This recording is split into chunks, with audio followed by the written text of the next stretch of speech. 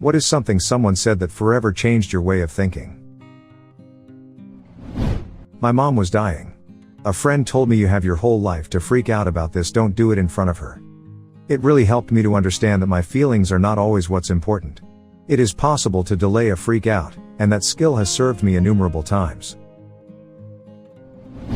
I was 13 years old, trying to teach my 6-year-old sister how to dive into a swimming pool from the side of the pool. It was taking quite a while as my sister was really nervous about it. We were at a big, public pool, and nearby there was a woman, about 75 years old, slowly swimming laps. Occasionally she would stop and watch us. Finally, she swam over to us just when I was really putting the pressure on, trying to get my sister to try the dive, and my sister was shouting, "But I'm afraid. I'm so afraid." The old woman looked at my sister, raised her fist defiantly in the air and said, "So be afraid. And then do it anyway." That was 35 years ago and I have never forgotten it. It was a revelation. It's not about being unafraid. It's about being afraid and doing it anyway. My father is a good man. One day I was laughing about something I witnessed at lunch. A lady was across the street from my office sitting on the lawn pulling up grass and eating it. I was making fun of her to my father. My dad replied, "That's not funny. You're being unkind. You don't know what she's been through in life to bring her to doing that." It hit me hard. I now find myself correcting my thoughts when I go to judge someone. You know you're an adult when you can be right without proving the other person wrong. A small thing, but vastly more important than it sounds. I was sitting in a bus once, and we came to the railroad tracks. There were some cars sitting in between us and the next red light, so if a train came, we'd be stuck until it had passed. That was always a couple of annoying minutes. Then the light turned green, and the bus went across the train tracks without having to wait for a train. Phew, crisis averted. Then, behind me, a mother said to her small child, "That was too bad, we didn't get to see the train today." That was the perfect way to frame that. Why not enjoy what you get? My old boss, the CEO of a small hospital, told me a story from back when he was a lab technician. For simplicity, let's call him Dan. Dan had forgotten to check some sort of mechanism on a piece of equipment he used. It malfunctioned and broke the equipment, which ended up having around a $250,000 repair bill. The next day Dan's boss called him in to talk about it, and he was sure he was going to be fired. His boss asked him why he didn't do a proper check, made sure he understood what happened and sent him back to work. Dan asked him, "Am I not getting fired?" I was almost sure that's what this was about. His boss said, "No way, I just spent $250,000 teaching you a lesson you'll never forget. Why would I fire you now?" It seems silly, but that attitude always resonated with me. Don't make professional decisions based on emotional responses. Always know what your goal is when dealing with someone, and what exact problem you are trying to solve. Everyone makes mistakes, and yelling at them just makes them resent you and become defensive. Being calm and understanding will make people look up to you. People won't remember the words you say but how it made them feel. If you're scared of doing it because you're afraid that people will judge you, trust me, they won't even remember it after a year. Something like that. Made me a little daredevilish. I'm the oldest of 3 kids. I'm older than my little brother by 2.5 years and my little sister by 9.5. When I was about 14 or so, arguing with my dad in private about something I don't remember, he, being the second oldest of 8 kids, told me, "Any decision you make in this household, you make 3 times. Once when you make it, once when your brother makes the same decision after watching you do it, and once when your sister makes the same decision after watching you and your brother do it. How you treat your brother will tell him how he can treat your sister, and how you treat your sister tells her how she will expect to be treated for the rest of her life, even as far as her future boyfriends." That kinda shook me up and made me rethink my role as the oldest child. I started taking my responsibilities as the role model a lot more seriously after that. Even when you aren't trying to actively influence those around you, those who look up to and respect you will still base their decisions, in part, on how they've seen you handle similar situations. If you break down and get stressed and angry when something inconvenient happens, they'll feel better doing the same when something similarly small happens to them. But if you keep your cool in a dire situation and under a lot of stress, it can inspire them to believe they can do the same. I was having a bad day one time and being all "why me?" when a coworker said, "Why not you?" I had never thought about it before, but it was a good point. So I shut up and got over it. When I was 38, I contemplated beginning a 2-year associate's degree in radiography. I was talking to a friend and had almost talked myself out of doing it. I said I'm too old to start that. I'll be 40 when I get my degree. My friend said if you don't do it, you'll still be 40, but without the degree. I'm nearly 60 now, and that degree has been the difference between making a decent living and struggling to get by. I don't remember the quote exactly, but I believe Jake from Adventure Time says something similar too. Being bad at something is the first step to being sorta good at something. It made me realize I shouldn't worry too much about being sit at drawing, but that I should keep going so I'm less sit at it. Edit, I should mention that I'm just a hobbyist that used to dream of it as a profession. I'm now trying to make amends with my younger self by taking night classes. While it is incredibly discouraging to see so many students younger than me that are much better, I've learned to stop seeing it as a competition and to try to learn from them. I don't even watch Adventure Time, but this quote stuck to me because it's helped me not to be ashamed of being bad at anything, so long as I'm trying my best. Even a rose is a weed if it grows where it's not wanted. My mom said this to me in reference to gardening, but it had a more profound effect on me. This is a bit lengthy, but changed my life. Not just the way I think. When I was young, my father abandoned me twice as a child. I grew up to be a very angry and depressed young man. I truly hated him for it. In high school, I had this amazing teacher. He helped me, and so many others, in so many ways. But one day he asked me something. He asked, "You hate him, right?" I said, "Yeah." He said, "And he deserves it, right?" And, again, I said yes. Then he said, "Do you think he feels any of your hatred for him?" I thought for a few seconds and answered no. He probably doesn't. And then he said, "But you feel all of it. And you don't deserve that. It's time to forgive the man. Not because he deserves it, but because you do."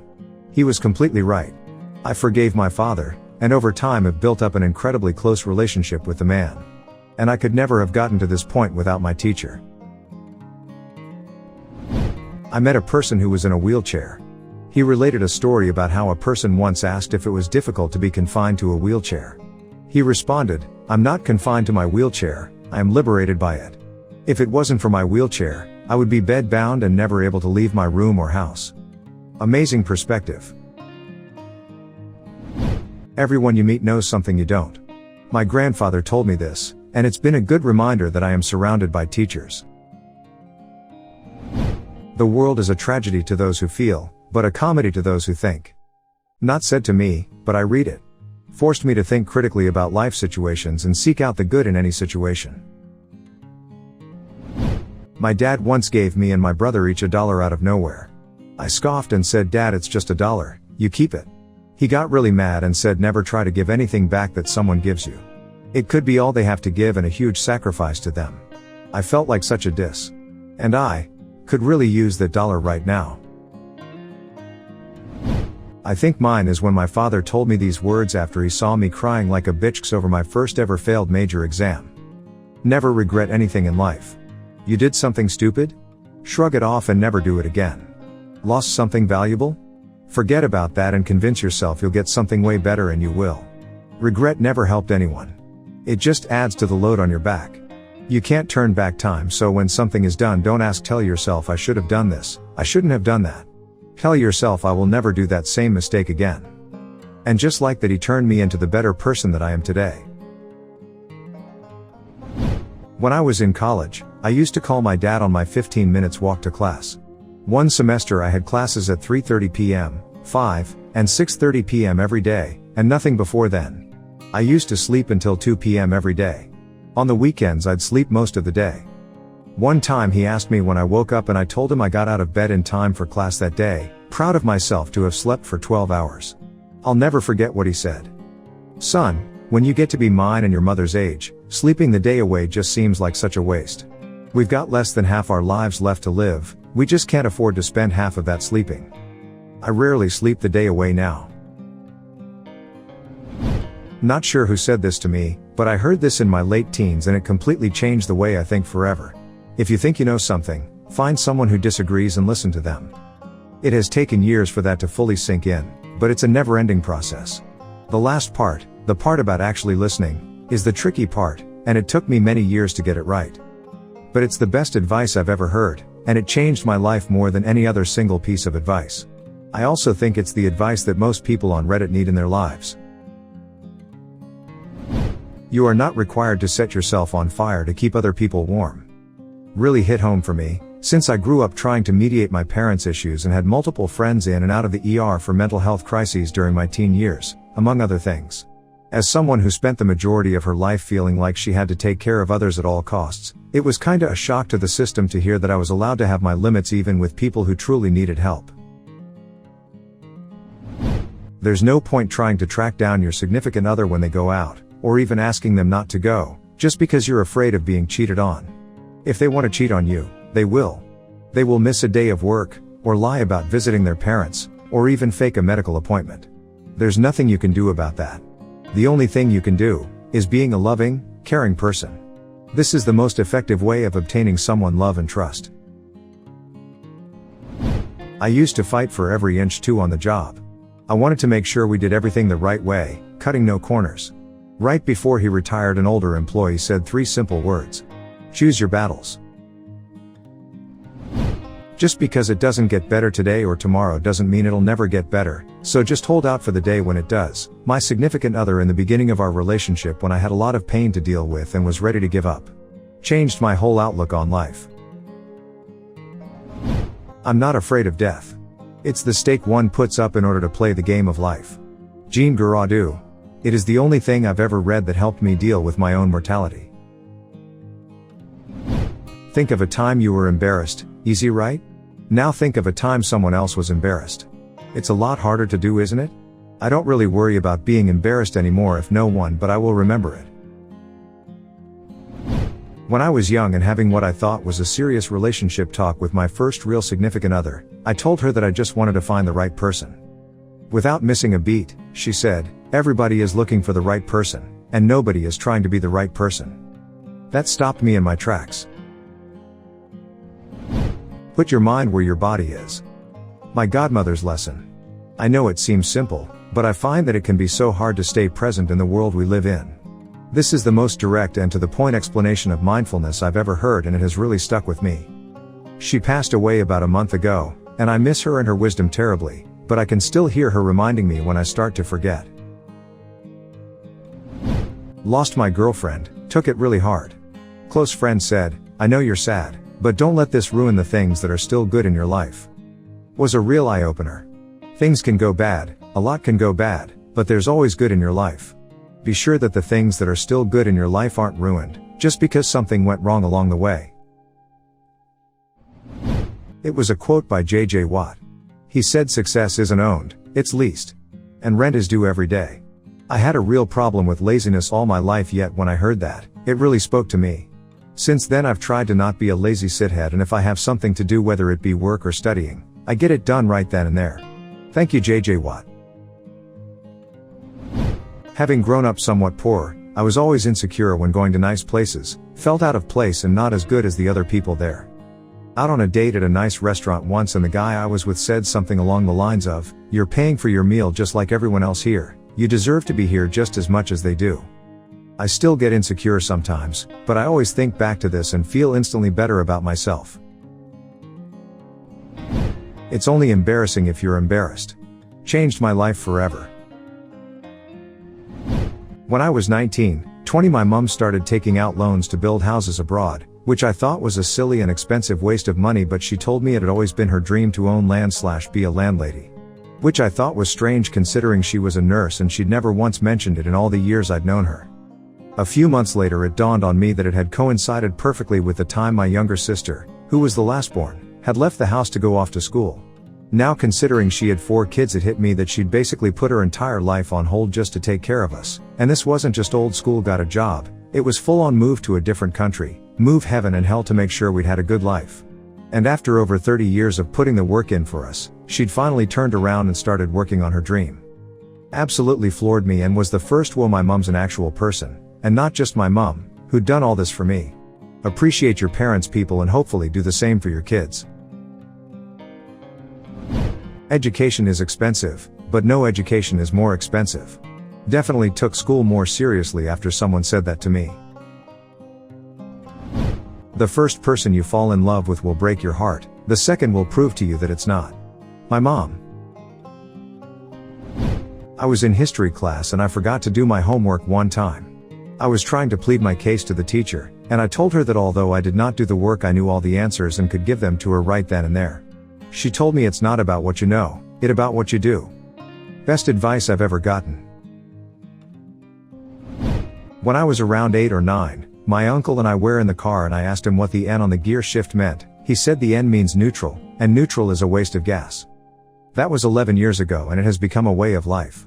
Now if I'm not doing something productive I feel is productive, then I think I'm just wasting my time. When I was in my early 20s, I was speeding around in my 318, I feeling very cocky as you do at that age. As I was driving down a narrow street, a large man was getting out of his car with 2 young kids. I didn't slow down, and as I sped by, the guy stooped down to give me the finger. I stopped and reversed to ask the guy why he gave me the finger, to be provocative, not because I was genuinely interested. The man just nodded his head and said, "Yeah, you just wait until you have kids." I've never forgotten that statement, especially the manner in which it was expressed. Now that I have a young kid of my own, I'm certain it was all this guy could do to restrain himself from slapping my head off my shoulders. If you happen to read this, thank you. I did get the message and will certainly pass along the lesson to others if required. Long-time reader, first-time poster, here. I recently got married earlier this year, and obviously our marriage is far from perfect. We argue, and disagree, and sometimes can't stand to be around each other. I grew up in a very hostile environment and having an argument with a family member was awful. Personal attacks were always used, instant anger, and no mutual understanding was ever to be had. It was always about who was right and how to make them feel bad. When I got married, I quickly noticed that my fighting habits were toxic for our relationship, and my husband said something to me that I use in every relationship I have. He told me, "It's not you versus me, love. It's you and me versus problem. We are always a team." It's helped me overcome some serious rifts in my personal relationships and I will never forget it. Sorry for the long post, but hopefully worth it. Someone once said to me, "Your money isn't worth a thing if you don't spend it," and it's then that I realized that it was memories and experiences that I should really be saving and not bits of paper. My first car was a terrible and cheap Saturn 1 bought for $250. Not even 6 months after I bought it I rear-ended someone, which completely totaled my car. I was panicking, and crying, and scared, because I was a broke 20 years old, and had no idea how I was going to get out of that mess. Luckily the people I crashed into were a very friendly and understanding couple who were very kind. Usually in a crash like this you expect the people to be very angry at you. I was panicking about money and how I was going to get out of this mess when the couple said, "Money comes and goes. Sometimes we have it, and sometimes we don't, but somehow we manage to get by." That really changed how I think about money and how small some of these problems seem sometimes. My friend's dad told me a very eye-opening way of thinking while we were working on guitars. He said, "Who am I to say if God is real or not? I'm a nobody. It is pure insanity to claim you know God definitely does or doesn't exist. You are not special. All you can do is live your life a good person. If God exists then you will be accepted into heaven. If he is not, you will be remembered fondly." That is the day I stopped being an atheist, and started thinking abstractly. Close your eyes and take 3 deep breaths. This is the only moment you need to be worried about. There's no yesterday. There's no tomorrow. There's just right now. You're not late for anything. You aren't going to miss anything.